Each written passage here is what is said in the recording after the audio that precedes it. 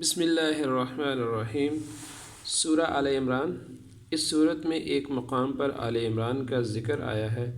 اسی کو علامت کے طور پر اس کا نام قرار دے دیا گیا۔ اس میں 4 تقریریں شامل ہیں۔ پہلی تقریر آغاز سورت سے چوتھے رکوع کی ابتدا تک 2 آیتوں تک ہے، اور وہ غالباً جنگ بدر کے بعد قریبی زمانے ہی میں نازل ہوئی ہے۔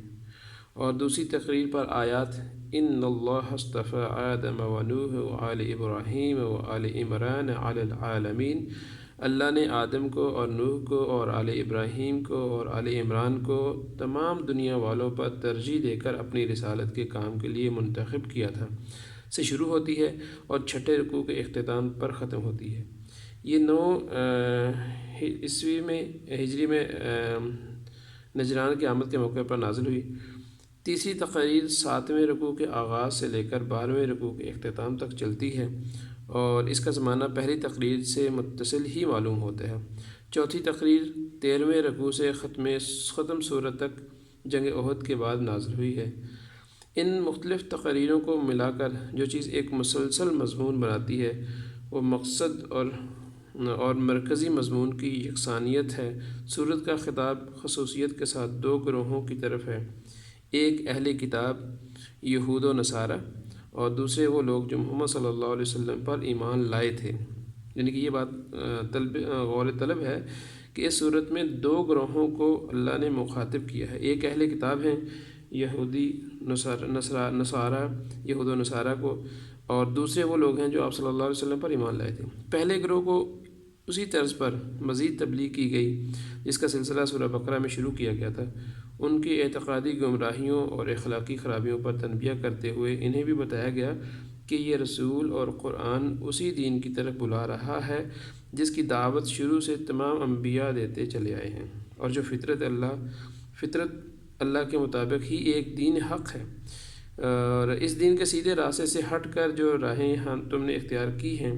وہ خود ان کتابوں کی روح سے بھی صحیح نہیں جن کو تم کتاب آسمانی تسلیم کرتے ہو، لہٰذا اس صداقت کو قبول کرو جس کے صادق ہونے سے تم خود بھی انکار کرتے ہو، انکار نہیں کر سکتے کہ آپ صلی اللہ علیہ وسلم صادق اور امین تھے، تو اس سے وہ لوگ بھی انکاری نہیں تھے، اور یہ کتاب بھی برحق ہے، اور جو ان کے پاس کتاب پہلے سے نازل ہو چکی ان کو تو وہ حق مان رہے، ان کو تو تسلیم کر رہے، لیکن اس کے مطابق بھی وہ زندگیاں نہیں گزارتے۔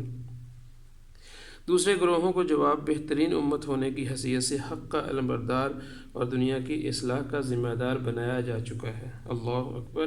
مطلب سورہ بقرہ میں اس امت کی جو فضیلت بیان کی گئی ہے، جو اس کا جس وجہ سے اس کو تمام امتوں پر فضیلت ہے وہ بیان کیا گیا، اور وہ کیا ہے کہ نیکی کا حکم کرنا اور برائیوں سے بچنا، دوسروں کو نیکی کا حکم کرنا، خود بھی نیکی پر عمل کرنا، دوسروں کو نیکیوں سے بچانا، اور دوسروں کو برائیوں سے دوسروں کو نیکیوں کا حکم کرنا اور برائیوں سے منع کرنا، اور خود نیکی کا کام کرنا اور خود بھی برائیوں سے بچنا۔ تو انہیں پہلی امتوں کے جو مذہبی اور اخلاقی زوال کا عبرتناک نقشہ دکھا کر مطلبہ کیا گیا ہے کہ ان کے نقش قدم پر چلنے سے بچیں۔ انہیں بتایا گیا ہے کہ ایک مسلح جماعت ہونے کی حیثیت سے وہ کس طرح کام کریں، اور ان اہل کتاب اور منافق مسلمانوں کے ساتھ کیا معاملہ کریں جو اللہ کے راستے میں طرح طرح سے رکاوٹیں ڈال رہے تھے۔ انہیں اپنی ان کمزوریوں کی اصلاح پر بھی توجہ دلائی گئی جن کا ظہور جنگ احد کے سلسلہ میں ہوا تھا۔ اس طرح یہ صورت نہ صرف آپ اپنے مختلف اجزاء میں مسلسل و مربوط ہے، بلکہ سورہ بقرہ کے ساتھ بھی اس کا ایسا قریبی تعلق نظر آتا ہے جو کہ بالکل اس معلوم ہوتا ہے کہ یہ بالکل اسی کے ساتھ ہی اس کے مضمون جو ہے وہ جاری و ساری ہیں، اور یہ محسوس ہوتا ہے کہ اس کا فطری مقام بقرہ سے متصل ہی ہے۔ سورت کا تاریخی پس منظر اس طرح سے ہے کچھ کہ سورہ بقرہ میں اس دین حق پر ایمان لانے والوں کو جن آزمائشوں اور مصائب و مشکلات سے قبل از وقت متنبہ کر دیا گیا تھا وہ پوری شدت کے ساتھ پیش آ چکی تھیں۔ جنگ بدر میں اگرچہ اہل ایمان کو فتح حاصل ہوئی تھی، لیکن یہ جنگ گویا بھیڑیوں کو پتھر مارنے کے ہم معنی تھی۔ اس اولین مسلح مقابلے نے عرب کی ان سب طاقتوں کو بڑا پریشان کر دیا تھا، حیران کر دیا تھا، جو اس نئی تحریک سے عداوت رکھتی تھی۔ ہر طرف طوفان کے آثار نمایاں ہو رہے تھے، مسلمانوں پر ایک دائمی خوف اور بے اطمینانی کی حالت طاری تھی،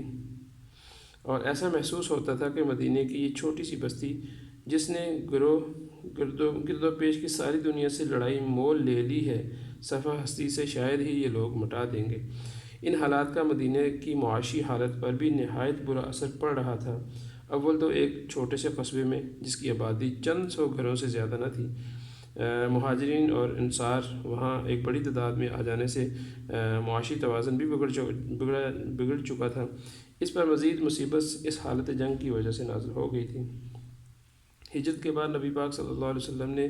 اطراف مدینہ کے یہودی قبائل کے ساتھ جو معاہدے کیے تھے، ان لوگوں نے ان معاہدات کا ذرہ برابر بھی پاس نہ کیا، اور جنگ بدر کے موقع پر ان اہل کتاب کی ہمدردیاں توحید و نبوت اور کتاب و آخرت کے ماننے والے مسلمانوں کی بجائے بت پوجنے والے مشرکین کے ساتھ تھیں۔ بدر کے بعد یہ لوگ کھلم کھلا قریش اور دوسرے قبائل عرب کو مسلمانوں کے خلاف جوش دلا کر بدلہ لینے پر اکسانے لگے۔ خصوصاً بنو نذیر کے سردار کعب بن اشرف نے تو اس سلسلے میں اپنی مخالفانہ کوششوں کو اندھی عداوت تک، بلکہ کمینہ پن تک بھی اگر کہا جائے تو وہاں تک بھی وہ جا چکا تھا کہ اہل مدینہ کے ساتھ ان یہودیوں کی ہمسائیگی اور دوستگی کے جو تعلقات صدیوں سے چلے آ رہے تھے، ان کا پاس و لحاظ بھی انہوں نے اٹھا دیا۔ آخرکار جب ان کی شرارتیں اور عہد شکنیاں حد برداشت سے گزر گئیں تو نبی پاک صلی اللہ علیہ وسلم نے بدر کے چند مہینے بعد جو ان یہودی قبیلوں میں سب سے زیادہ شریر لوگ تھے، حملہ کر دیا ان یہودیوں پر، اور انہیں اطراف مدینہ سے نکال باہر کر دیا۔ لیکن اس سے دوسری یہودی قبائل کی آتش عناد اور زیادہ بھڑک اٹھی۔ انہوں نے مدینہ کے منافق مسلمان اور حجاز کے مشرک قبیلوں کے ساتھ ساز باز کر کے اسلام اور مسلمانوں کے ہر طرف خطرات ہی خطرات پیدا کر دیے، حتیٰ کہ نبی پاک صلی اللہ علیہ وسلم کی جان کے متعلق ہر وقت یہ اندیشہ رہنے لگا کہ نامعلوم کب آپ پر قاتلانہ حملہ ہو جائے۔ صحابہ کرام اس زمانے میں بالعموم ہتھیار بند سوتے تھے اور راتوں رات پہرے دیتے تھے۔ نبی کریم صلی اللہ علیہ وسلم اگر تھوڑی دیر کے لیے بھی کہیں نگاہوں سے اوجھل ہو جاتے تو وہ صحابہ رضی اللہ تعالیٰ عنہ گھبرا جاتے اور ہر طرف سے ڈھونڈتے، اور کوشش ہوتی کہ جلد از جلد آپ صلی اللہ علیہ وسلم کو اپنی آنکھوں کے سامنے دیکھ لیں تو ان کو ٹھنڈک محسوس ہوتی۔ بدر کی شکست کے بعد قریش کے دلوں میں آپ ہی انتقام کی جو آگ بھڑک رہی تھی، اس پر مزید تیل یہودیوں نے چھڑک دیا تھا۔ نتیجہ یہ ہوا کہ ایک ہی سال بعد مکے سے 3000 کا لشکر جرار مدینے پر حملہ آور ہو گیا، اور احد کے دامن میں وہ لڑائی پیش آئی جو جنگ احد کے نام سے مشہور ہے۔ اس جنگ میں کے لیے نبی کریم صلی اللہ علیہ وسلم کے ساتھ 1000 آدمی مدینے سے نکلے۔ ابھی یہاں غور طلب بات ہے، ذرا اسے سوچیں اور غور کریں کہ مدینہ سے 10,000 لوگ نکلے جہاد کے لیے، اور ان میں سے جو منافقین لوگ تھے، جب انہیں پتہ چلا کہ کافر قریش 3000 ہیں، ہم سے تعداد میں بہت زیادہ ہیں، تو ان میں بھی جو منافقین جو آپ صلی اللہ علیہ وسلم کے ساتھ 1000 لوگ نکلے تھے، ان میں سے جو منافق لوگ تھے وہ سارے پیچھے رہ گئے، اور جو 700 آدمی آپ کے ساتھ رہ گئے تھے ان میں بھی منافقین کی ایک چھوٹی سی پارٹی شامل رہی، جس نے دوران جنگ میں مسلمانوں کے درمیان فتنہ برپا کرنے کی ہر ممکن کوشش کی۔ یعنی کہ جیسے ہی پتہ چلا 3000 آگے ہیں، درمیان سے ہی 300 تو پہلے ہی جو بڑے کھلے منافق تھے وہ نکل گئے، لیکن جو چھپے اور بھی منافق تھے وہ 700 میں پھر بھی شامل رہے کہ دوران جنگ وہ اپنا کام کر سکیں۔ یہ پہلا موقع تھا کہ جب معلوم ہوا کہ مسلمانوں کے اپنے گھر میں اتنی کثیر تعداد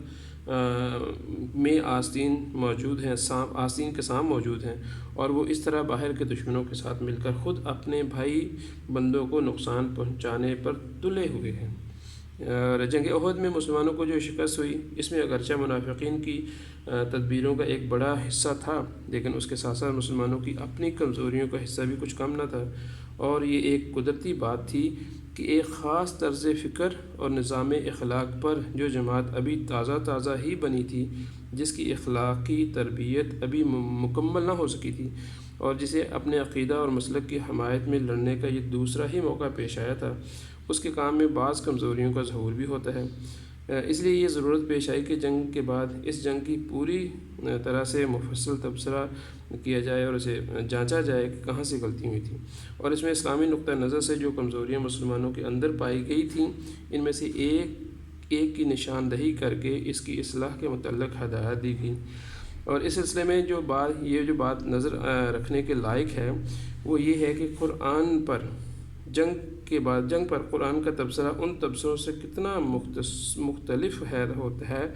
کہ جو دنیاوی جنگیں لڑی جاتی ہیں، جو دنیاوی مقاصد کے لیے جو جنگیں لڑی جاتی ہیں، اور اس کے بعد جو ان کے جو کمانڈرز ہوتے ہیں، ان کے جو جرنیلز ہوتے ہیں، وہ آپس میں جب تبصرے کرتے ہیں تو قرآن کا تبصرہ بالکل ہی اس سے مختلف ہے۔ تو اس چیز کا یہ ہے قرآن کی قرآن پاک کی سورہ آل عمران کا مختصر سا تعارف۔ اور یہ یاد رکھیں کہ سورہ آل عمران میں 200 آیات ہیں اور 20 رکوع ہیں۔ یہ سورہ مدنی صورت ہے۔ اللہ پاک سے دعا ہے کہ اللہ پاک سورہ آل عمران کو صحیح سمجھنے کی اور اس کے مطابق زندگیاں گزارنے کی توفیق عطا فرمائے، اور اسے پوری دنیا میں پھیلانے کی توفیق عطا فرمائے۔ وہ مقصد جس میں اس امت کو فضیلت دی گئی ہے کہ تم بہترین امت ہو، تم لوگوں کو نیکی کا حکم دیتی ہو اور برائی سے بچتے ہو اور لوگوں کو برائی سے بچاتے ہو، اس پر ہم چلنے والے بن جائیں تاکہ اللہ کے ہاں ہم عزت دار بنیں۔ بسم اللہ الرحمن الرحیم، جیسا کہ اس کی پہلی آیات میں ہی اللہ پاک نے جو نا وہ بڑا مختصر طریقے میں سمجھایا۔ الف لام میم، اللہ لا الہ الا هو الحی القیوم، نزل علیک الکتاب بالحق مصدقا لما بین یدیہ وانزل التوراۃ والانجیل۔ اس نے تم پر یہ کتاب جو نازل کی ہے نا، یہ جو حق لے کر آئی ہے، اور ان کتابوں کی بھی تصدیق کر رہی ہے جو پہلے سے آئی ہوئی تھی۔ اس سے پہلے وہ انسانوں کی ہدایت کے لیے تورات اور انجیل نازل کر چکا ہے۔ تو اللہ پاک سے دعا ہے کہ اللہ پاک اس ہدایت والی کتاب کو سمجھنے کی اور اس کے مطابق زندگیاں گزارنے کی ہمیں توفیق عطا فرمائے۔ وآخر دعوانا الحمد للہ رب العالمین۔